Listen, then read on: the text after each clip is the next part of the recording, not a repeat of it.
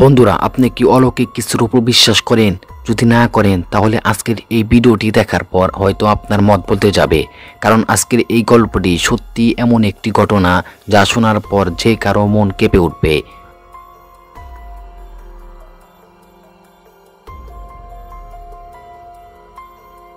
এই গল্পের প্রধান চরিত্র হলো 4 বছর বয়সী একটি শিশু, যার নাম ছিল সারু। সে দক্ষিণ ভারতের এক ছোট্ট গ্রামে একটি খুবই দরিদ্র পরিবারে জন্ম নেয়।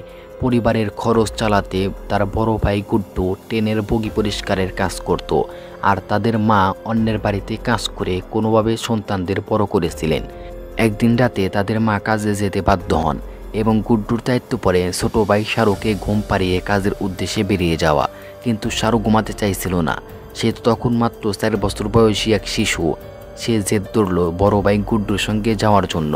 অবশেষে গুড্ডু বাধ্য হয়ে শাহরুখকে সঙ্গে নিয়ে সাইকেল চালিয়ে স্টেশনের দিকে রওনা দেয়। সে ভাবছিল কিছুক্ষণের মধ্যেই তো আমি কাজ করে ফিরে আসবো, তাই ভাইকে এখানে শুয়ে রেখে যাই। সে শাহরুখকে স্টেশনের একটি ব্রাঞ্চে ঘুমাতে দিয়ে চলে যায় কাজে। কিন্তু শাহরুখ তখন চুপ করে বসে থাকতে পারেনি। সে উঠে গিয়ে একটি খালি ট্রেনের বগিতে উঠে বসে, কিন্তু ক্লান্ত হয়ে ট্রেনের ভিতরেই ঘুমিয়ে পড়ে। কিন্তু ভয়ানক ঘটনা তখনই ঘটে যায়। যখন সে ঘুম থেকে ওঠে তখন ট্রেন পুরো গতিতে চলছিল এবং সে জানতই না এই ট্রেন কোথায় যাবে। 2 দিন পর ট্রেন গিয়ে থামে কলকাতাতে। শাহরুখ জানে না সে কোথায় আছে। তার বাসা স্থানীয় বাসাদের সাথে মেলে না। সে পথঘাটে ঘুরে বেড়াতে থাকে, খাবার না পেয়ে রাস্তায় ঘুমায়। শহরের লোকেরা এমন শিশুদের দেখতে অভ্যস্ত, কারোই তেমন একটা খেয়াল নেই। একদিন যখন সে খুব ক্ষুধার্ত অবস্থায় এক রেস্টুরেন্টের পাশে বসেছিল, তখন এক ব্যক্তি তার দিকে খেয়াল করে। লোকটি তাকে জিজ্ঞাসা করে সে কোথা থেকে এসেছে, তার পরিবার কোথায়। কিন্তু শাহরুখ তার ঠিকানা বা গ্রামের নাম বলতে পারে না। অবশেষে সেই দয়ালু ব্যক্তি তাকে একটি অনাথ আশ্রমে দিয়ে আসে। পুলিশের অনেক খোঁজাখুঁজি সত্ত্বেও তার আসল পরিচয় বা পরিবারের হদিস পাওয়া যায়নি। তারপর ঘটে এক চমকপ্রদ ঘটনা। অস্ট্রেলিয়ার এক দম্পতি অনাথ আশ্রমের ওয়েবসাইটে শুরুর ছবি দেখে এবং তাকে দত্তক নেওয়ার জন্য সিদ্ধান্ত নেয়। সকল কাগজপত্রের কাজ শেষ হয়ে শুরুর চলে যায় অস্ট্রেলিয়া, যেখানে তার জীবন একেবারে বদলে যায়। নতুন মা বাবা, নিজের ঘর, ভালো খাবার, স্কুল, বন্ধু, খেলাধুলা সব ছিল। শাহরুখ ধীরে ধীরে বড় হতে থাকে। স্কুল শেষ করে কলেজে ভর্তি হয়।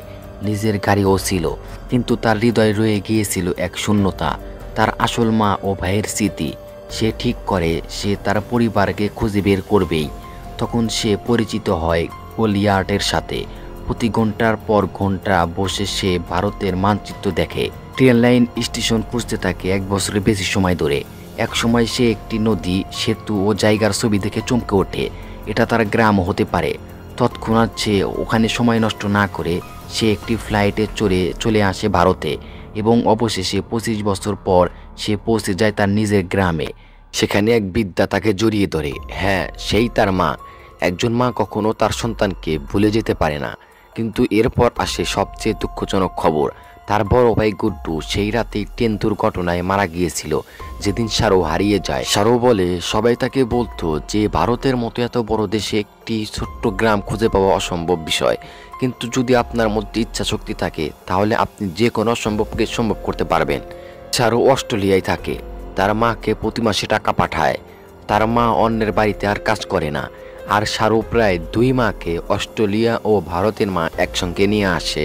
এই গল্পটা নিয়ে লিওন নামের একটি আন্তর্জাতিক সিনেমা তৈরি হয়েছে, যা সারা পৃথিবীতে প্রশংসিত হয়েছিল। বন্ধুরা, এই সত্য ঘটনাটি আপনাদের কাছে কেমন লেগেছে অবশ্যই কমেন্টে জানাতে ভুলবেন না। আর এমন আরও চমকপ্রদ ভিডিও পেতে অবশ্যই আমাদের চ্যানেলটি সাবস্ক্রাইব করে রাখুন। ভুলে যাবেন না, জীবন সব সময় আপনাদের জন্য কোনো না কোনো বিস্ময়কর লুকিয়ে রাখে।